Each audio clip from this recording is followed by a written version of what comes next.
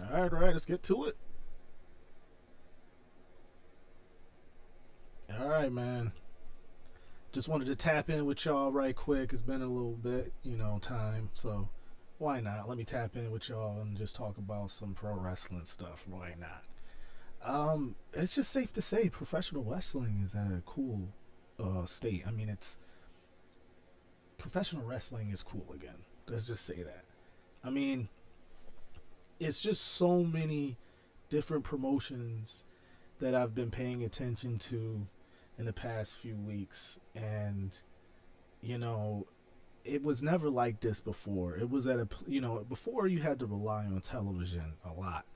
I'm from the dinosaur era of the '90s, where everything was, hey, you had to tune in at a specific time to watch something. ECW aired in the wee hours of the morning. I mean, you couldn't catch ECW till like 2, 3 o'clock in the morning. They used to do re-airs as well. So unless you was up out late, coming in from the club or a block party or something like that, and you were up late, you're not gonna catch ECW at all. And then they didn't have like, DVR, I mean, on demand stuff or YouTube or any of that stuff where you could just find stuff. You had to just. It was just a different time. It was just a different time. Whereas now, you have like all of these streaming places, all of these different platforms that have all of these different promotions that are, you know, carrying all the carrying stars that you've never seen before, and carrying or and booking stars that you see on the bigger promotions like AEW and now WWE. We'll get to that. I'll get to that in a second. But I think it's just at a really interesting place. No more are the times where you can say, "Oh man, wrestling ain't how it used to be, man. It ain't how it was. It's not as entertaining. It's not, it's just not what it was." No, no, no, no, no. I mean, it's almost better. It's almost not almost. It's pretty much back to the '80s at this point. You remember the territory days, the Memphis wrestling, and the old AWA and all of these other different territorial promotions. We're pretty much back there. It's a ton of promotions out there, and if you a pro wrestler now, man, you could get the bag in so many different promotions. I mean, it's unbelievable to be like, if I was growing up now, instead of being, a basketball player or try to strive to be some type of other professional athlete, hell, why not try to do pro wrestling? Hell, I mean, there's so many different promotions out there. It's ridiculous. But the celebrity aspect of it is crazy. I mean, Matt Cardona just did a match with the dude from hold on, let me pull this up. Yeah, Cardona just did a match with the dude from Paul Walter Hauser, the guy from Cobra Kai. He was in AEW. He was doing angles as well in that, as far as his Emmy award, and his Emmy award getting stolen, and I think it was Ricky Starks that stole it at one point. I mean, it was passed around quite a bit. But the dude loves professional wrestling, and he's an Emmy award winning actor. So, I mean, that brings, a coolness factor in itself to even be secure enough to be like, oh, I'm into this. Because, wrestling wasn't in that type of state. Now it's at a state where it's like, yo, yeah, I like pro wrestling. It's cool. I go to some shows. You know what I'm saying? West Side Gun, Griselda all day. You know what I'm saying? He hitting some shows up. I be watching TNA events. I seen him at one of the pay-per-views. I believe it was No Surrender, and I did a review on that. Check the channel. Really good review I did on that. Yeah, he showed up. He's been at a lot of these little promotions. He hasn't just hit up the AEWs or the WWEs. He's been hitting these smaller promotions. And it turns out he's trying to come out with some promotion. I don't know if it's a promotion or a clothing line, but he calls it Fourth Rope. And hold on, let me Google search it. I mean, you guys see my screen. Oh, let's see. West Side Gun.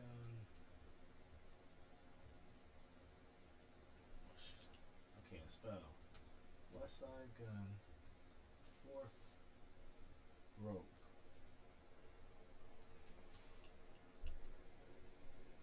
Uh, I don't know if it's an album or I thought it was a clothing line. I don't know what the hell. Well, anyway, oh, here's an Instagram page. Let's see here.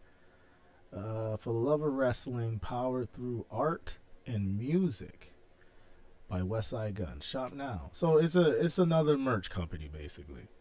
I mean, he's the merch king when it comes to promotions and things of that nature. I mean, like you can see, man, he's in this culture.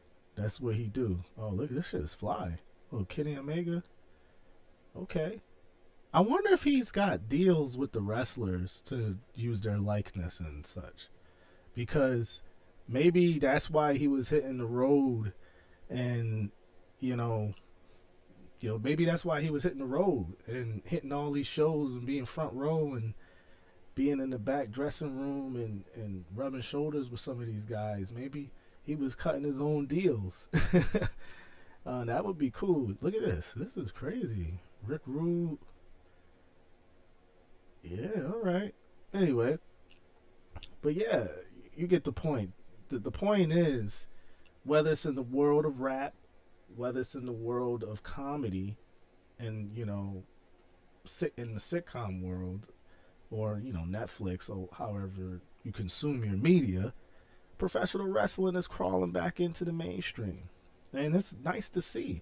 It's nice to see a variety as well. You know what I'm saying? Like, if you're not into WWE, you can watch AEW. If you're not into AEW, you can watch TNA. I fell back in love with TNA recently, and the shows have been pretty good. You know what I'm saying? They make it. What I appreciate with TNA, because they're not an indie promotion. We gotta cut that out. They're number 3. If we, I look at it like this: you got Verizon, AT&T, and you got T-Mobile now because they gobbled up Sprint. So you got 3 major cellular carriers in the United States. Let's just look at professional wrestling like that. Let's just say whoever you want to say who is, whichever brand is your, preference. But the bottom line is a big 3 when it comes to professional wrestling as far as the majors. TNA is part of that, in my opinion. You know what I'm saying? Now you got New Japan and all of that, of course, but that is not a United States company. It's not a United States promotion. So, that said, once you get under that tier, you got all of this stuff that I'm pulling up, man. Like, I mean, GCW, I'm about to watch a show. It starts at 8 o'clock, so I won't be on here too long to chat your ears off. But GCW's been crushing it lately. And this is one of the promotions that I've been kind of paying attention to a lot more of.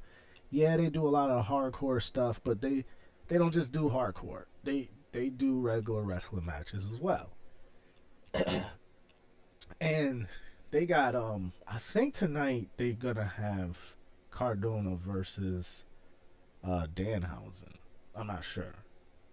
They don't have it on the card, but they got Jacob Fatu and Zilla Fatu teaming up to face some people. So, I mean, they're booking, the bloodline in the indies as such. And I like how they play it up. They're not just saying, oh, this is, Jacob and Zilla Fatu. And they're not, no, they're telling you straight up, this is a part of the bloodline. And those guys I seen, I think I seen Jacob wrestle.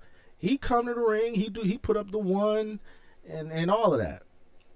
He ain't hiding it. He like, yeah, this is bloodline.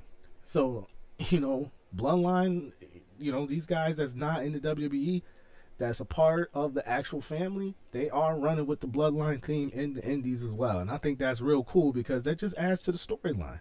One of the greatest storylines in professional wrestling, whether you love it or hate it, is the bloodline storyline. And when you got these guys, putting the work in the indies, they are also breathing life into it and on another level. So I think that's cool. So GCW's killing it. They're gonna have another show where see, look, I'm just nerding out here. Now look, nerding out here.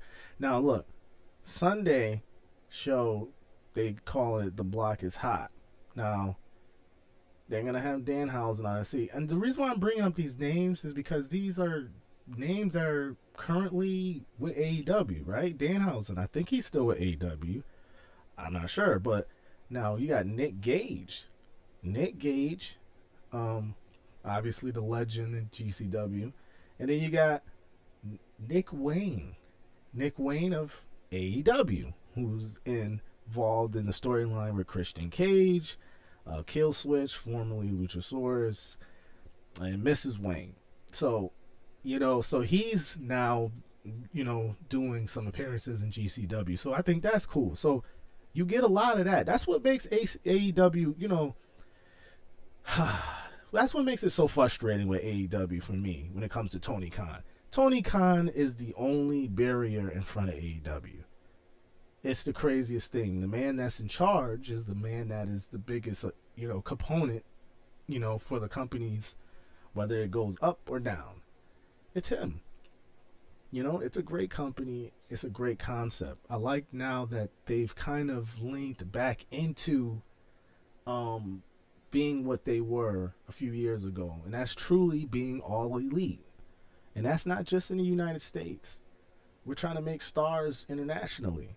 And they've been doing that now. All their biggest free agents are international stars. They're leaning into that.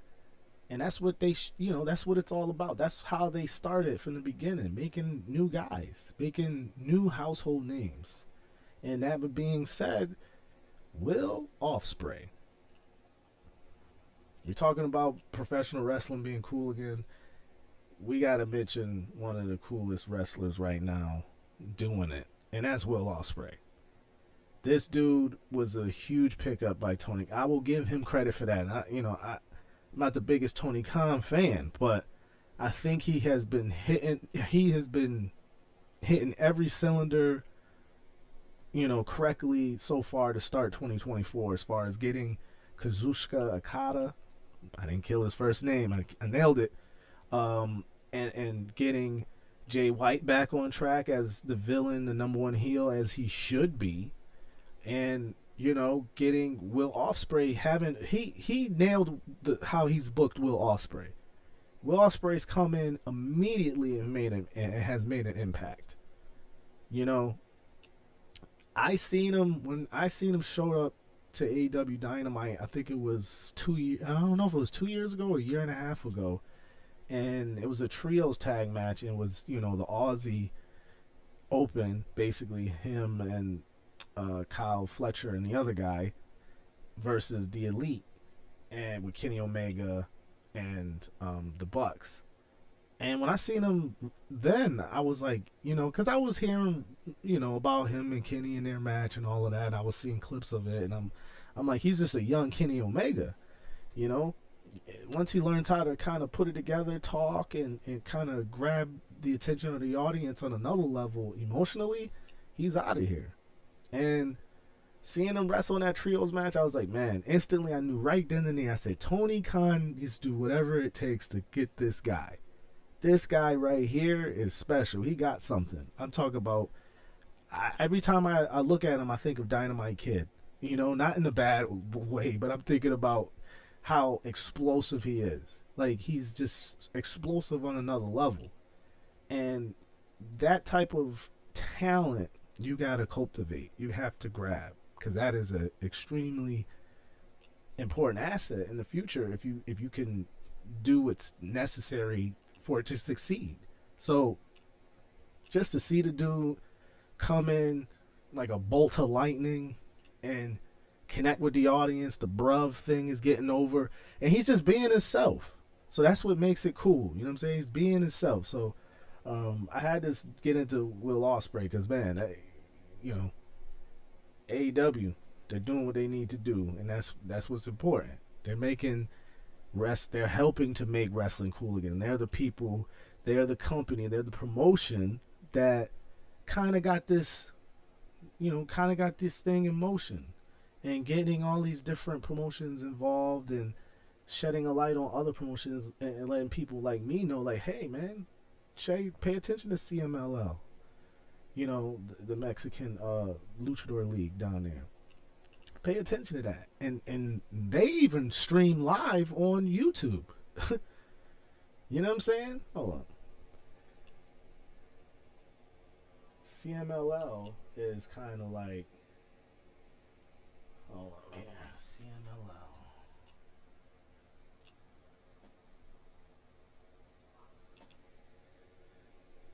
Look at that. You know what I'm saying?